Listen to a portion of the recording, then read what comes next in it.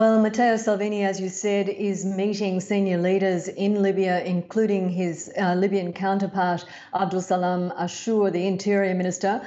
A short time ago, Mr. Salvini said that they were united in stopping NGOs from rescuing migrants and ferrying them across the Mediterranean. And he's also committed to more technical and economic support. Sounds a bit vague, we don't know how much.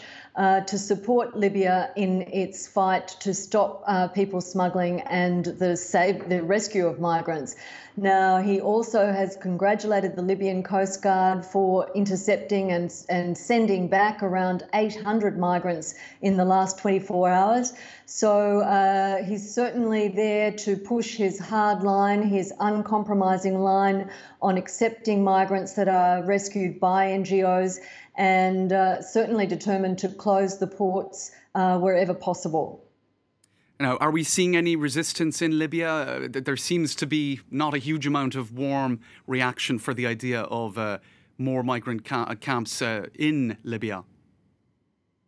I haven't seen any specific reference to hotspots in any of the communication that Mr. Salvini has been releasing, and he does tweet and send a lot of information all the time.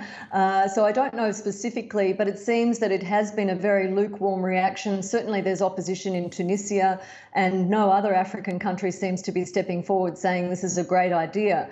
And this is going to reinforce Italy's determination. It's still exchanging fierce words with French President Emmanuel Macron, who insists that this is not an emergency and it's not a migrant crisis.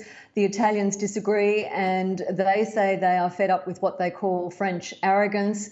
They want to fight the isolation, and they want to push for these hotspots in the countries of origin. So we're unlikely to see any sort of back down from the Italian government, and certainly from a very empowered Matteo Salvini, the Interior Minister, who incidentally, whose League party at the weekend did very, very well in regional elections here. So he is really feeling emboldened. Immigration has been a top issue in Italy, and he doesn't want to compromise. He wants to close those ports and stop the flow of migrants, even though we've only seen around 16,000 arrivals this year for the first 6 months of this year, compared to around 65,000 for the same period last year.